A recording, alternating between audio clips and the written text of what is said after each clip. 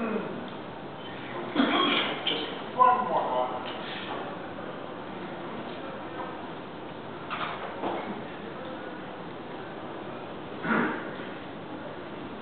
All right.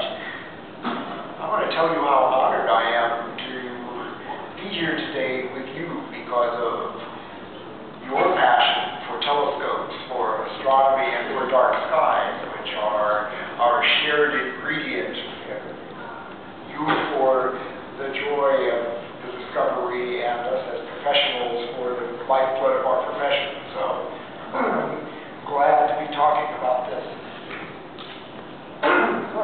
This telescope is actually the world's largest optical telescope, and it's only about 70 miles from here. So it's really quite amazing that the vision of some of those really smart guys like Roger Angel and his Arizona and Italian colleagues have come to fruition in a way that's really now starting to pay off in dividends both in technology and in science.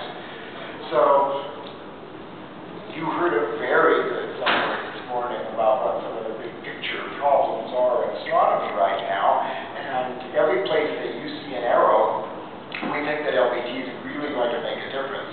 In particular, there are two advantages to having a really giant telescope. One is light gathering power, and the other, if you contain the atmosphere, is resolution and angle. And so having the ability to distinguish fine detail and the ability to go really faint is the edge that we want to go in a couple of directions, which I guess NASA would call origins, to look at the very earliest objects that we can actually see in their own light, and to probe deep into the regions of star formation to unearth the kind of stellar archaeology that tells us how galaxies were assembled and knitted together. And finally, the very exciting field right now of searching around other stars nearby for exoplanets. And so my number is already out of date by just a few months, where I say 400, well, it's already 460 now.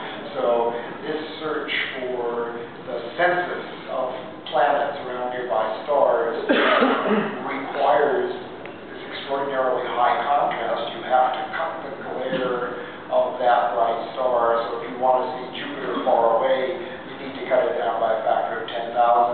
And if you want Jupiter close in, it better be down by 1 million. And if you want to start looking for Earth-like planets in the habitable zone, you need to contrast to 1 billion right next to the glare of that star. So this is a big technical job, but the consequences for our understanding of the formations of the stars and their associated planetary systems is enormous. Well, what are we looking at with LBT? It's unusual, and I have the directors and the supporting staff of the other major telescopes like Keck and like the Very Large Telescope Array in Chile walk in and they say, this is the weirdest telescope we've ever seen. And it's true. It is not like any one of the conventional